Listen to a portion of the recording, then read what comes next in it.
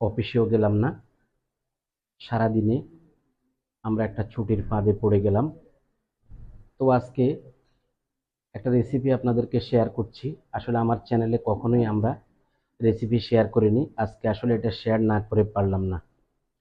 গতকাল যখন টাঙ্গুয়ার হাওরের একটা রেস ওখানের বেড়াবার একটা ব্লগ দেখছিলাম, তখন সেখানে দেখতে পেলাম এই ধরনের খিচুড়ি।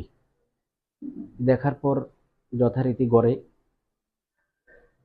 বললাম, এবং আমার সাথে আমাদের মাহিরা মোশো ছিল, ওইগুলি দেখলো। এখন দেখলাম হুবহু ঠিক সেরকম একটা খাবার আমার সামনে তৈরি আছে।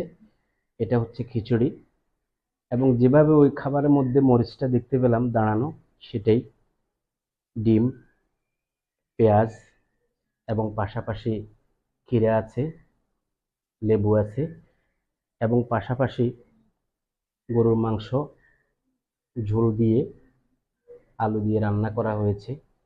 আসলে বলতেই জিহ্বার পানি চলে আসছে, না জানি এটা কেমন হবে।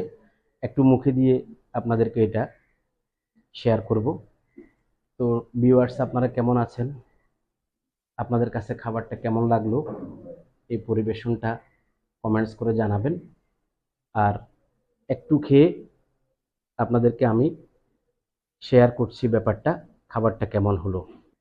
সম্মানিত ভিউয়ার্স, খাবারটা কেমন হলো আগে একটু খেয়ে দেখি।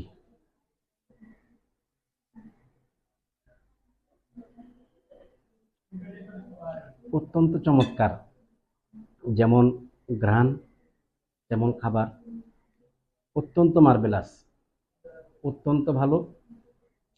এটা খুবই ভালো লাগতেছে। আজকে বৃষ্টির দিনে এবং